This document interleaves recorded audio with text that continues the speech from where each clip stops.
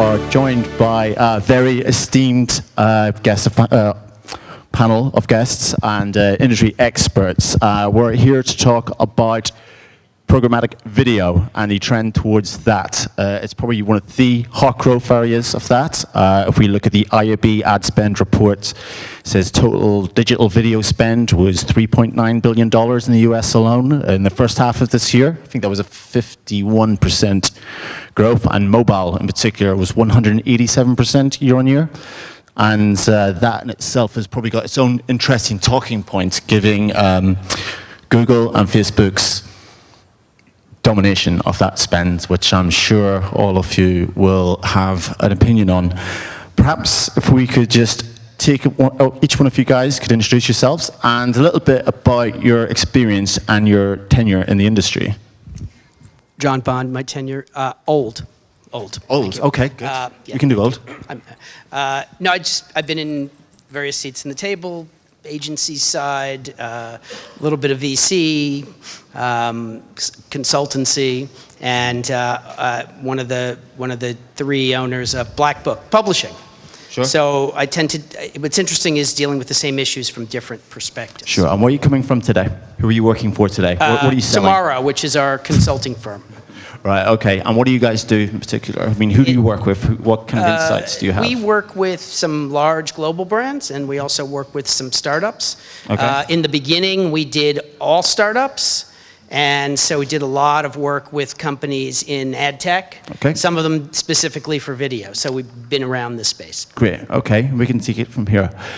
Barry, you're with our esteemed friends VertaMedia. Perhaps you could tell us a little bit more about your background in the industry. Thank you. I'm head of business development for VertaMedia. We're an SSP. Mm-hmm. My background goes back 20 years in the space, yep. From as a consultant, mostly publishing side, and also agency side, and doing a number of different startups.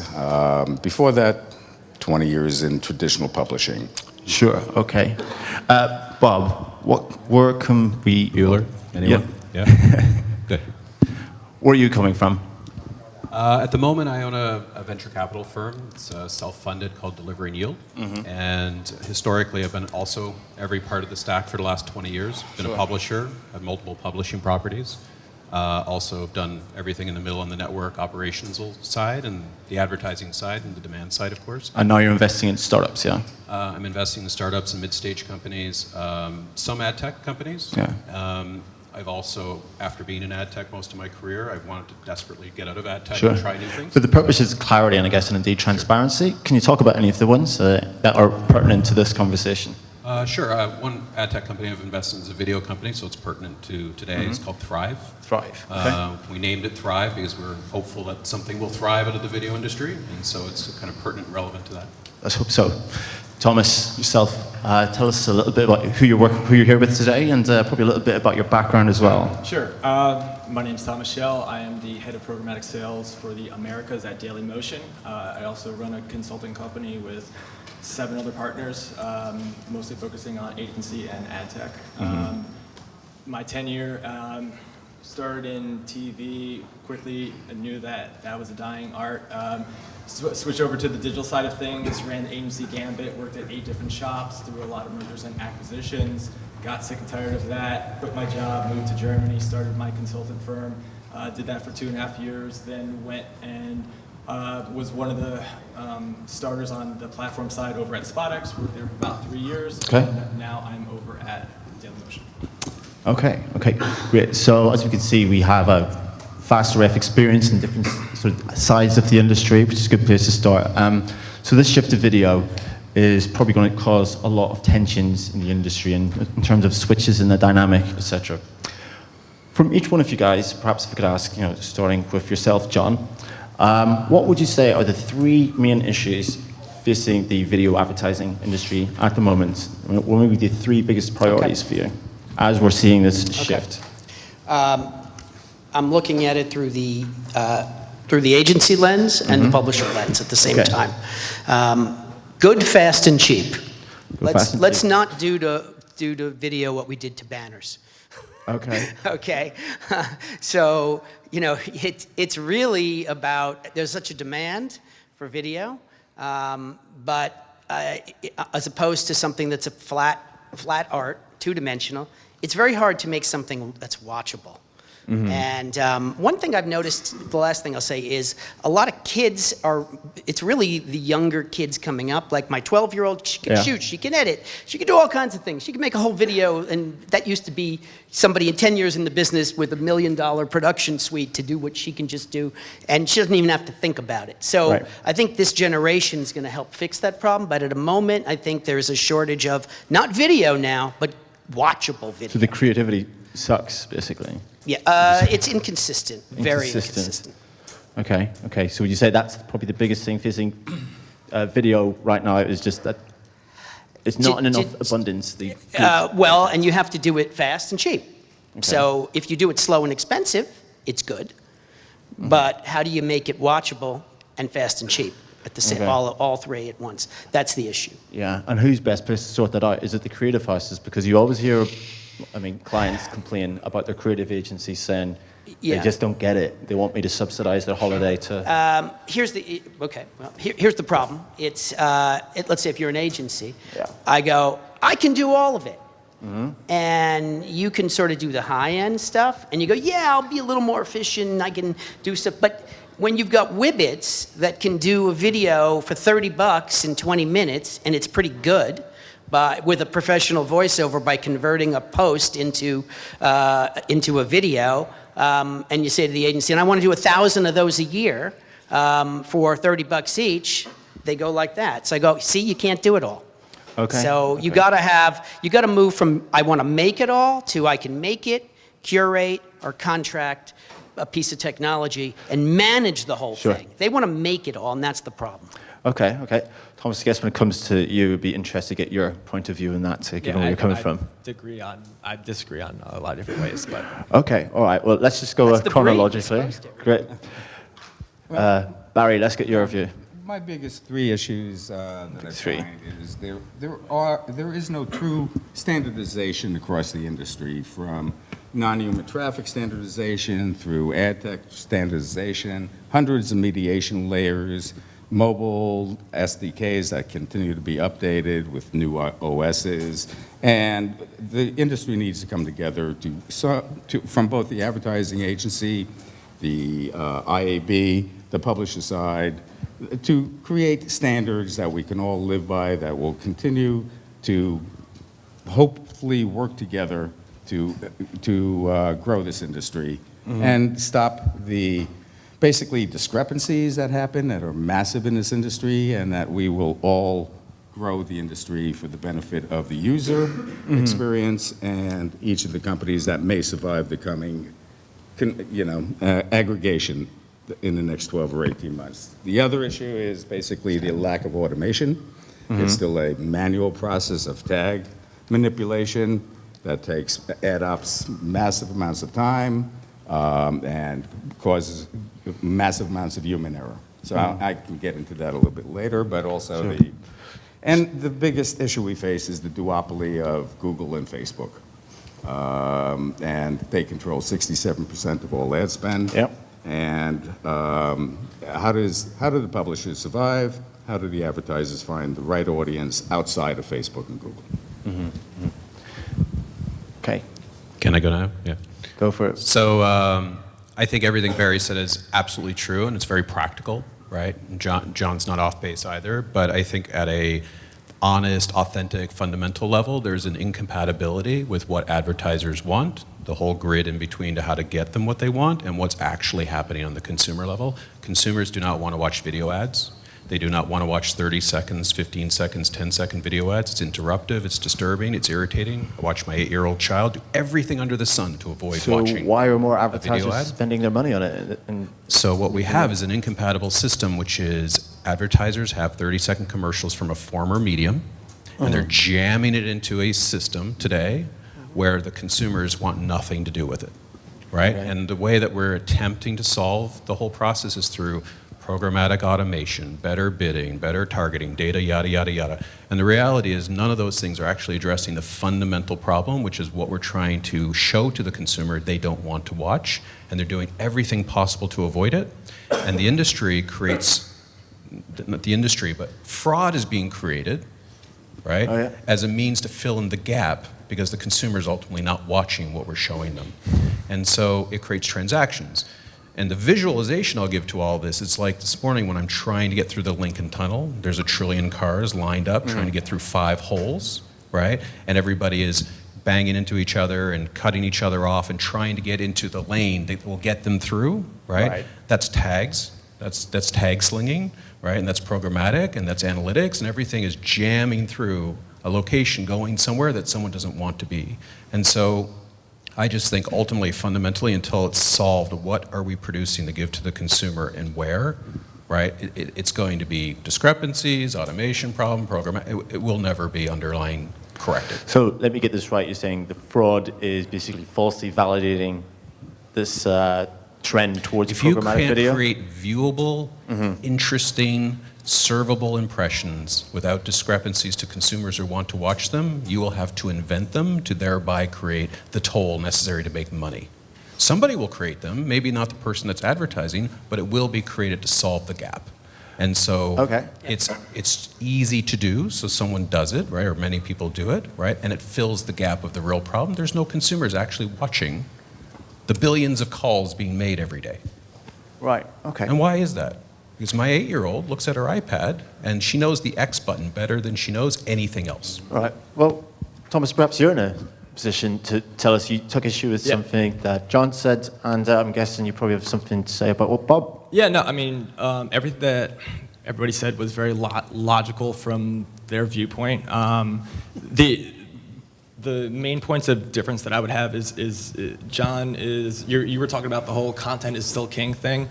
I feel that is slowly dying because everybody that I'm selling to, they want data. Data is the new currency. They're buying off of audiences. They're buying off of, first-party data sets married with their third-party data sets. We have to back into a lot of different KPIs, and that, at the end of the day, is what's driving the ad tech community through programmatic pipes.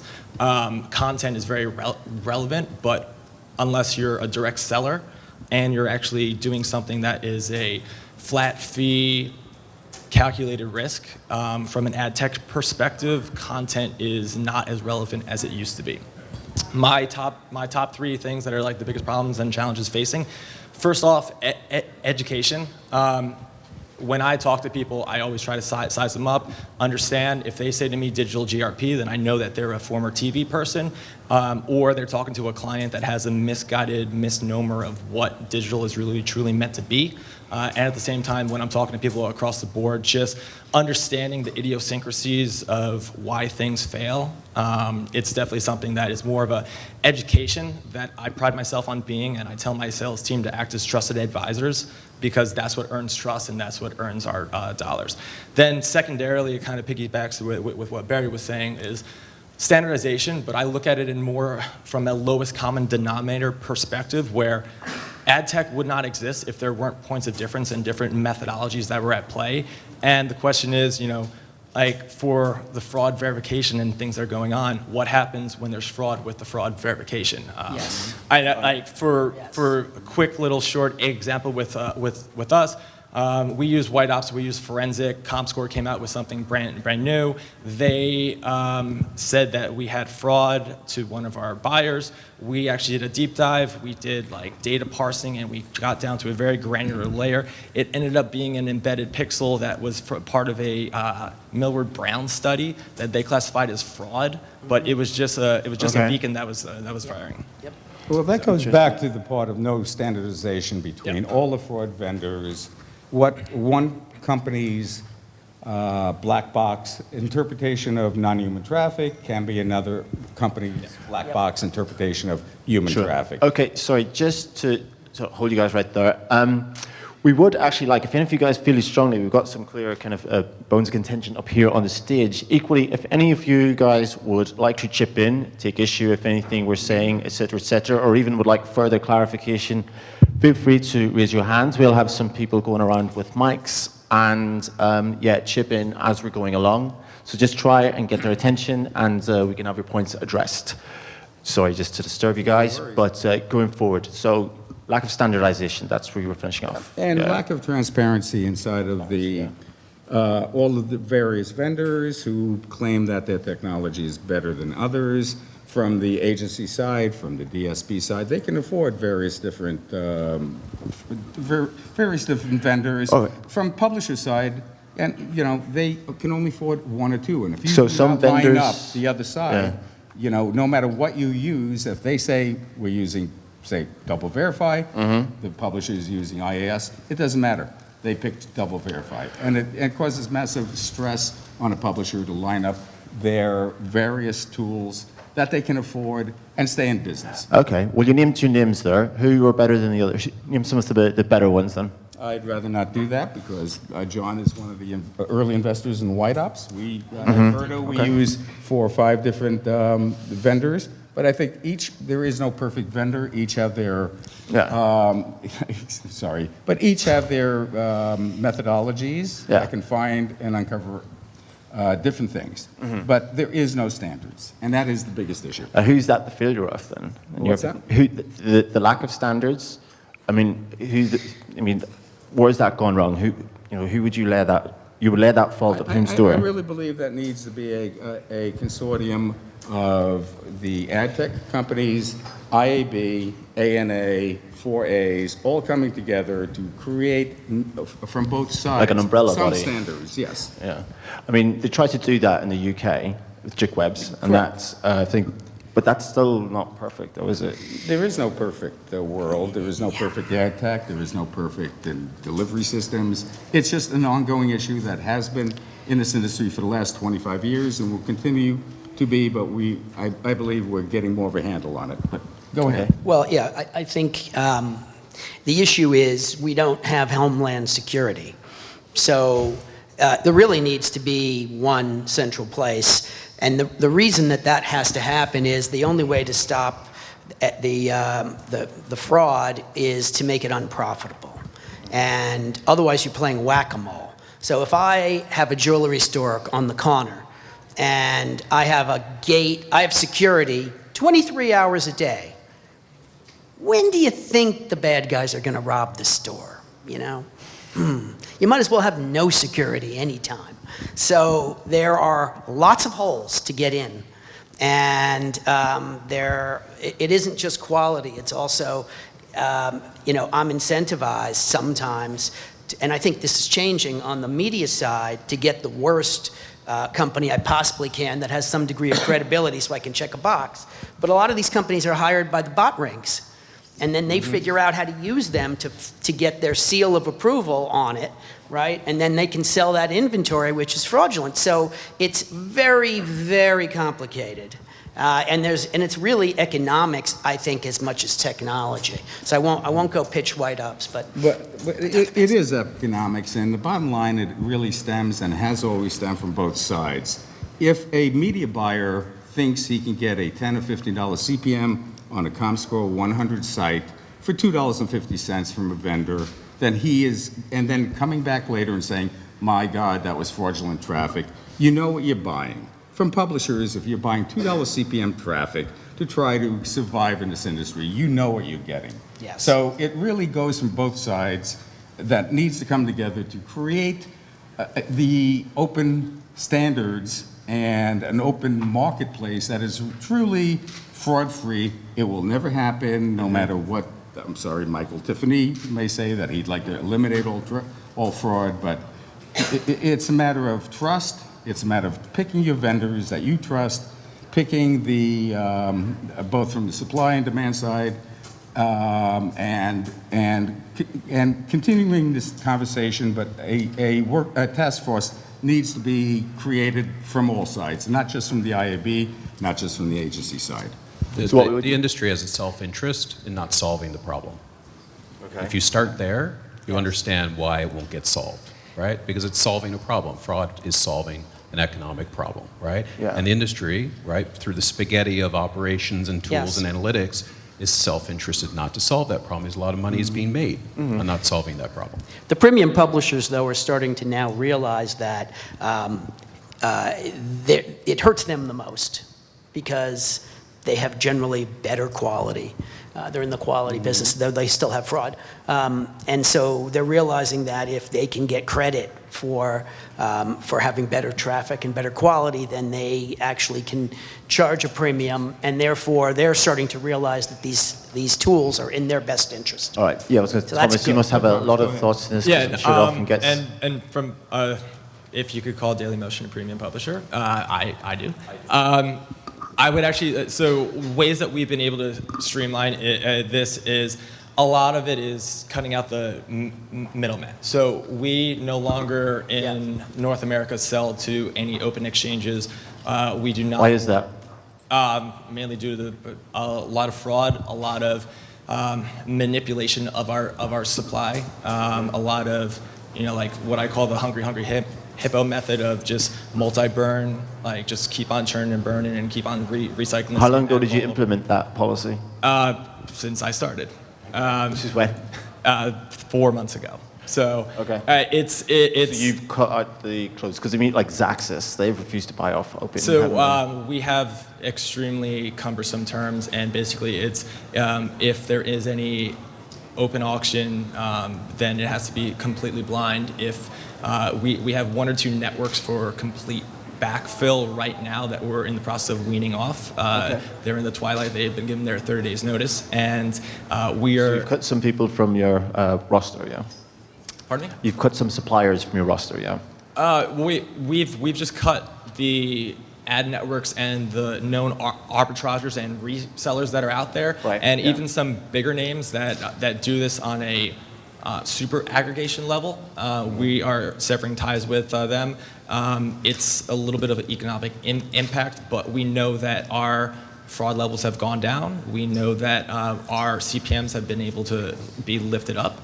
And we know that it's a lot more concise in the way that we want to actually have our programmatic pipes flow. Mm-hmm. That must have been quite a tough decision to make, because obviously, I'm not saying you guys benefit from fraud, but if there's fraud, obviously it looks good. Like you said, you felt it economically. I mean, that can't have been an easy decision to take. We've seen traffic diminish about 25%. Granted, we still have over 3 billion ad calls, so that's nothing to sneeze at in our scope.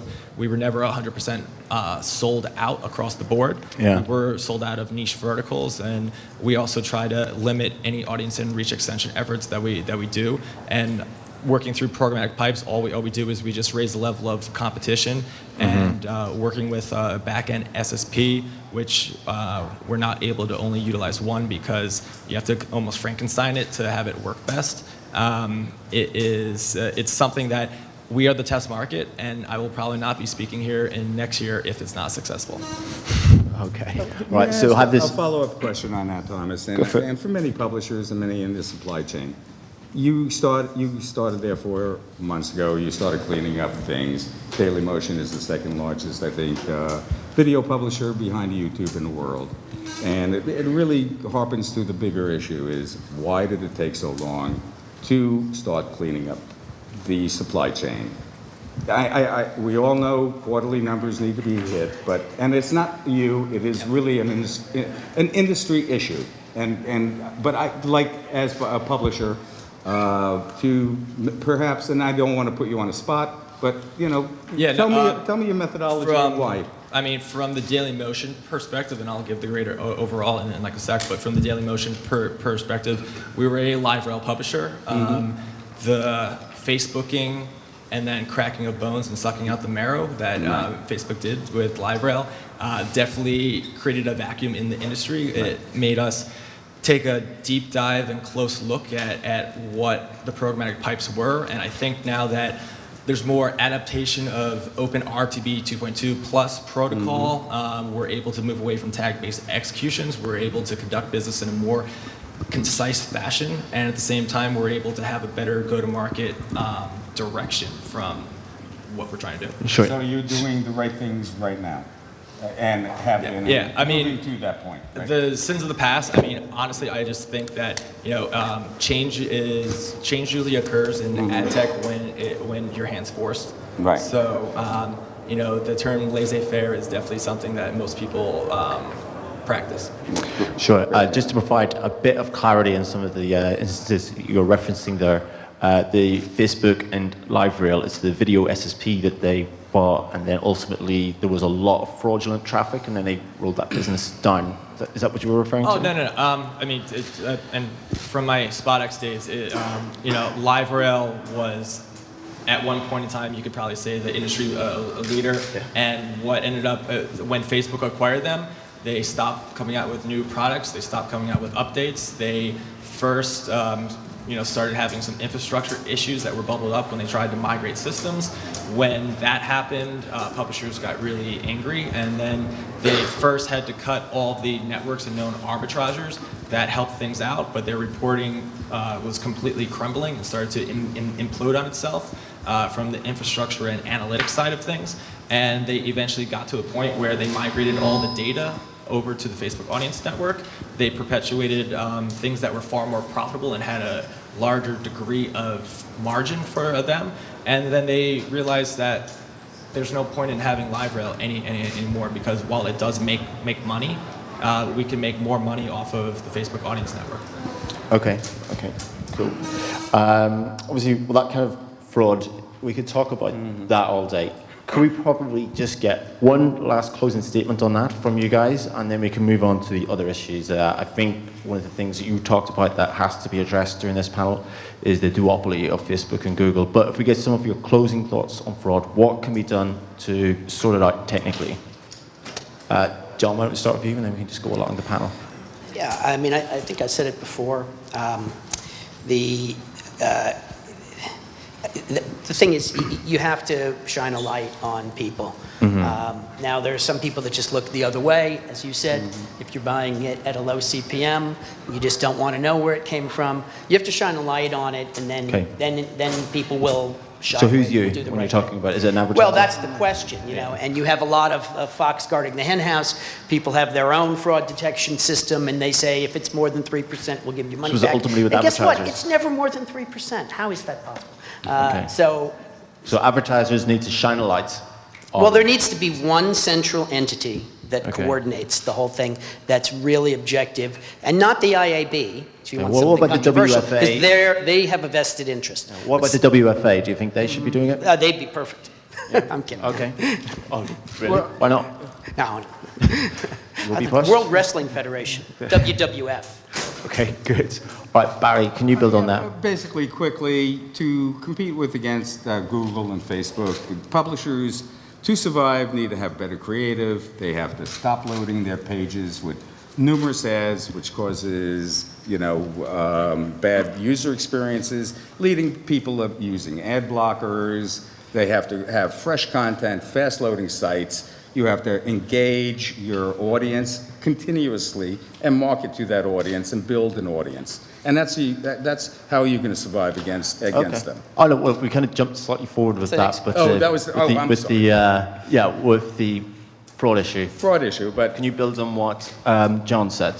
Well, basically, my apologies, but basically going into that issue, if you do, and it really does lead into what I just said, you build a real audience, you get real users, you not have to worry about the fraudulent issues and buying traffic or whatever you need to do to survive. And I'll leave it at that. Perfect. Okay. Bob, you had an interesting thing there. You said the spaghetti analogy. So are people incentivized just to turn the other way? So I think verification systems are a utility at this point, not unlike the electric grid. And just like our political system, there's zillions of companies doing polls.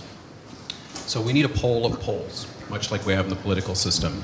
And if you could get all of the verification systems and you could force them to take a score, a unified score, and push it up and create an average or poll of polls of all the verification systems as a utility number that everybody has to adhere to, then you'd have a utility that everyone could count on as a base level. And if we could just function off a base level, and then if you would like the additional numbers and features and advantages of extra data, you can pay for that. But the industry to function needs to be fraudless, or relatively fraudless, right? Fraud has made everybody much smarter. I know everybody in my organizations in the past got tremendously brighter, smarter, cleverer when it came to understanding what they're buying because of fraud. So there's the advantage. But now it's time to recognize it's a part of the industry, and we need a common metric to work from, and it's a utility. It's not a thing you go buy, right, because it's a benefit or a luxury. It's just base now. Okay. Thomas, you got anything? I mean, obviously you guys have taken some real measures to try and minimize the impact. Yeah. Do you think anything else? Yeah, I mean, from our end, the methodology is we always have a single baseline. I'll prefer to not name names because I don't want to rub anybody the wrong way. Would you name names afterwards and not on stage if people were to come up and ask you? We have a baseline fraud provider, and then we have a secondary backup, and then we are consistently testing a third, and whether or not that third would ever take over the second spot or take over the first spot. The truth always lies in the middle across the board. All the times that I've seen fraud practice at scale, it's usually been from a middleman, an aggregation network, a fly-by-night, who is making promises that are sounding great but really don't back it up.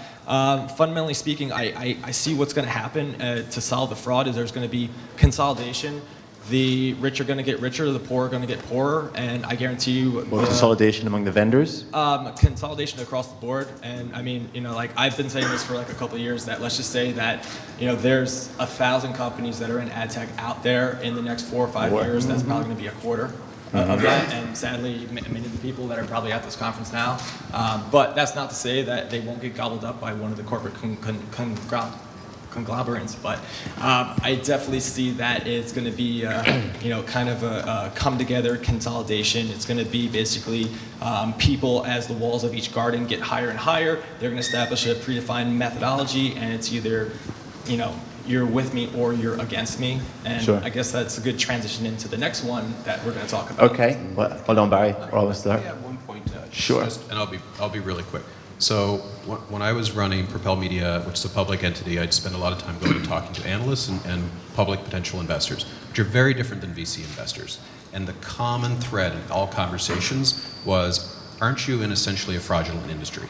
Why would we invest in companies in your industry? Interesting. Your industry, in our opinion, right, is like the black arts. Right, and we don't understand a thing, algorithms, programmatic data, but we do know there's a lot of fraud in it. Why would we invest in that industry? And if you look at it, not everybody, but 80% of the companies that are public in the space, aside from horribly missing their numbers all the time, they are perceived as having an underlying fraudulent problem. And you can't invest in that. And so, till that gets solved as well, we got a really serious public problem. I think the issue is not just engaging in fraud, but it's monkeying with the numbers and the attribution in all kinds of ways to get to the same end result. Sure. So it's a basic integrity problem, Yes, right, in some of these companies. I agree with that. And trust in the supply channel. Sure. And supply chain. But Yeah, well, we are in the middle of the round of results being called. I know Crisio declared just before we started. Rubicon's due later this evening. That'll be an interesting one to watch. But I think before we get onto the walled gardens and Facebook and Google debate, it kind of brings us to a natural cadence. Now, I know you said if there was any questions, to feel free to pipe up when you're on. But is there anybody right now that has a particular issue to take up a fraud or anything that was said beforehand? Okay, I guess not. All right, Barry. Take it away. Well, Google and Facebook, they account for 60–70% of the market. For walled gardens, right. allegedly so. They allegedly mark their own homework. That's not a healthy way for two companies to control such a big share of the market. No. How do smaller media owners go about proving a point of difference and winning that share of the client's budget? Well, we as a SSP work for the publishers. Mm-hmm. We believe in automation. Yeah. We believe we've created technology, an automated waterfall that uses hundreds of terabytes of data every day to be able to take and create more yield for publishers. Mm-hmm. Publishers need profits. They need to be able to utilize their ad ops team for the best efficiency, to support the sales team, and not just do reports all day and see that things on Monday morning, see what blows up. But that is So how. Plus on top of that, you still need to create content. You still need to create real users. You need to create value of why your app, your site your business model will work against a Google, a Facebook, and create value for the user. Sure, sure. Can you give us an idea as to some of the publishers that VertaMedia works with, just to give us an idea as kind of like Well, companies you're we talking work about? with 100 under white label. Many of them we can't say under NDA, but Yeah. we work with networks. But we're creating a new, what we believe, a new methodology and a new standard that increases yields, as I said, and we're in booth 218, so it'd be a sales pitch, but happy to talk to you guys. But it really, we work with just about everybody, 110 different demand partners, but it really is about standardization, moving off a tag-based, moving into RTB, open RTB connections that'll also open up efficiencies throughout the whole channel.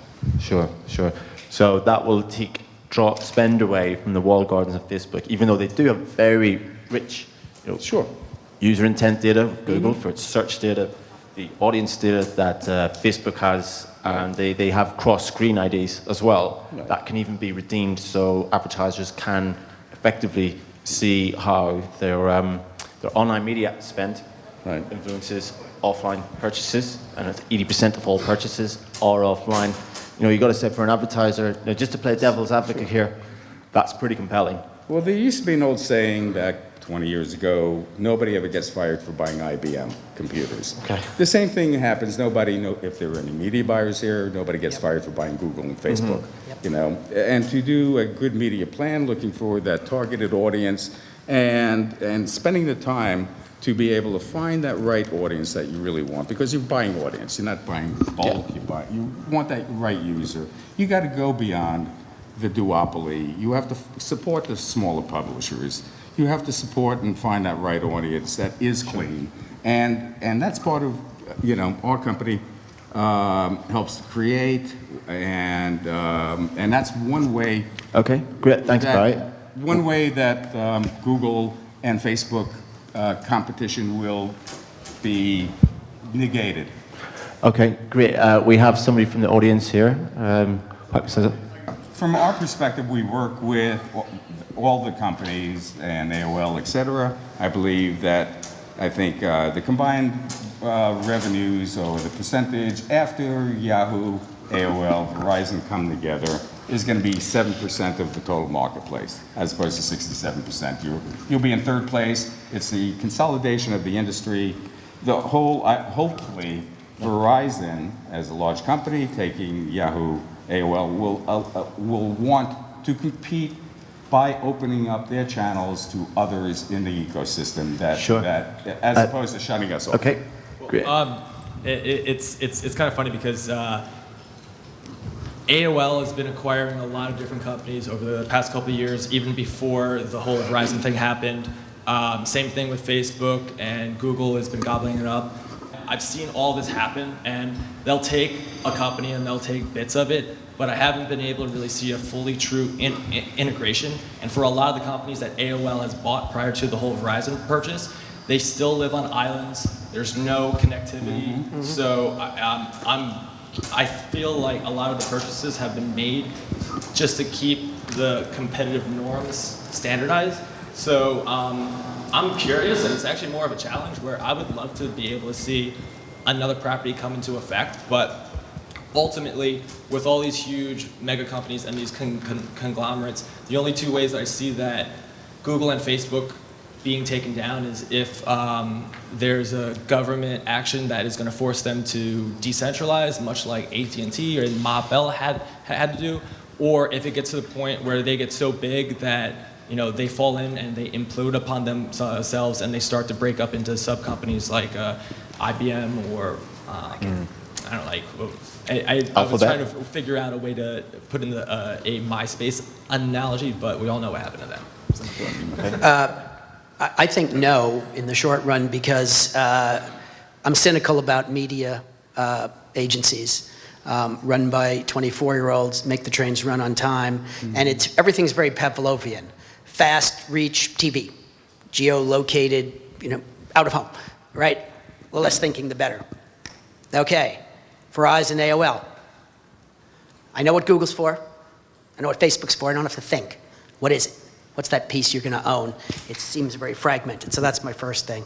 Second thing is, I think Google and Facebook are saying, just give us all the money for everything, and we don't need anybody else. So I think, and then they're saying, here's the data that shows it. So I think it's an attribution modeling problem to show that, okay, here's what you get when you add this other stuff in the mix, and then here's that this only goes so far.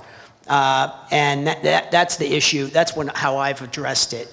Though I don't have a vested interest in caring where the money goes, I just want it to work. So you have to take control of the data. Otherwise, you're stuck with their data, which somehow seems to say, give us all the money. I don't know. From what I understand, I was able to speak to Tim Armstrong of AOL at De Mexico, and he was saying that the Verizon stable, shall we say, intends to prove a point of difference by being certainly a lot more open than the walled gardens. So it'd be interesting to chat with you afterwards if you'd like to continue the conversation. And thanks for piping up. Much appreciated. Absolutely. Snap. It needs measurability. Instagram, Snap. yeah, all the apps targeting the millennials, which leads into, I think, one of the other issues from the creative side is I believe that the downfall, part of the downfall of video completion rates is repurposed television 30-second ads. Yes. Nobody wants to sit through that to watch content. Well, that's been an age-old problem in It is an advertising. age- Like when TV started, they used to try and copy and paste radio. Yeah. Well, even for long-form content, for short-form content, nobody on a mobile device, to me, wants to sit through a 30-second spot to see whatever content. And that's why the VTR is going down. If the creative houses, the agencies, create snappy 6-10-second spots that tell a story, hit it quickly, the most effective ads I've seen that I've remembered are 6-second, 8-second spots. And I don't hit the skip button. Or you personalize it enough where it doesn't feel like an intrusion on you, Sure. and it's helping you. And to do that, back to you, you need to make a lot of content, and you need to customize it. So it does come back to you can have a personalized media plan, but if you don't have the content personalized, it doesn't matter.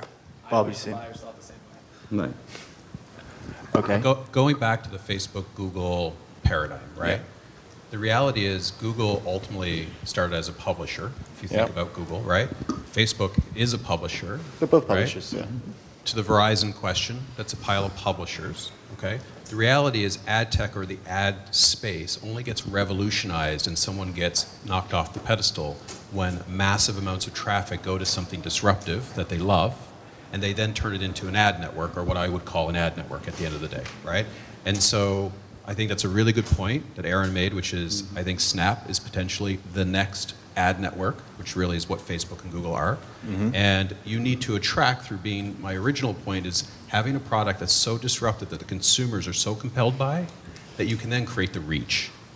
Data comes with it, and off you go, right? Unfortunately, all of us, myself included, we are all grinding on the small percentage of crumbs left over post-Google, post-Facebook, right?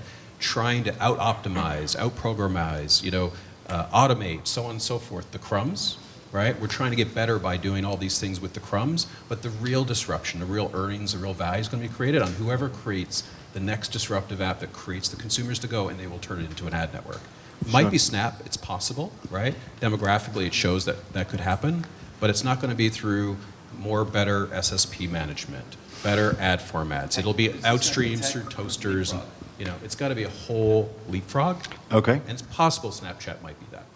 Okay, cool. Well, speaking of leapfrogging, we could probably talk about this all day, the duopoly and how it's best disrupted to bring more plurality to the market. But we are getting close to lunchtime, and we are a little bit pressed for time. Going into 2017, for each of you and your companies, what would be the top priority to address the issues, the key issues in online video advertising, as you see it? If we could just take it in no particular order. John, starting with yourself.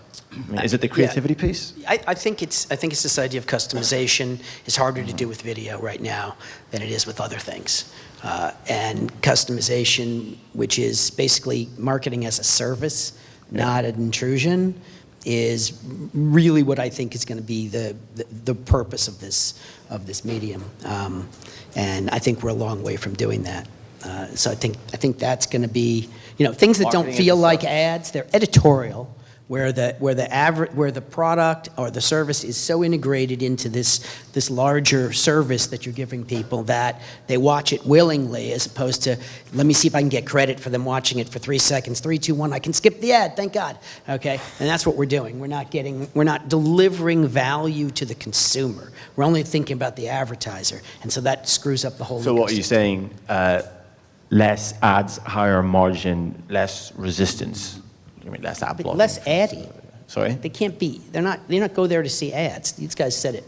It shouldn't be. It's not an ad. People know how to make ads. They're taking 30-second spots and sticking them online, or a version of that. It's got nothing. It shouldn't be anything like it. Okay.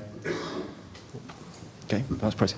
Barry. Well, from our perspective at Verta, it's all about automation. To be able to increase yields for publishers, to be able to survive, utilization of automated waterfalls, artificial intelligence, predictive analytics. We have a programmatic world. We will be spending more and more money in the industry through programmatic world. Just like the stock market 25 years ago, there will be no ad-ups people in 10 years. Sorry, ad-ups people, but it will all be automated, and it will be one manager looking at the stock flow charts, on 3 or 4 screens.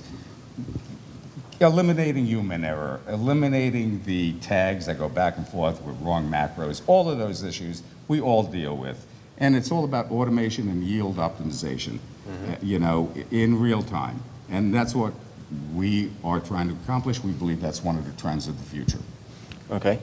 So professionals will basically have to ad-ops people have to change how they practice, and that's probably going to start We believe already. so, and our methodology is taking the waterfall into the 21st century, Okay. and automated with using hundreds of terabytes of data every day, creating automated waterfalls down to the domain level on every ad call.